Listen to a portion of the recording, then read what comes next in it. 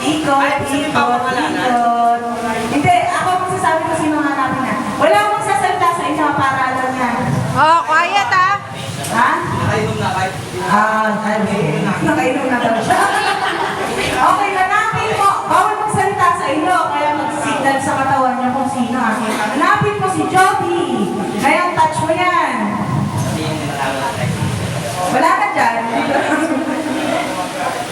Si Jody, hanapin mo. Pwede na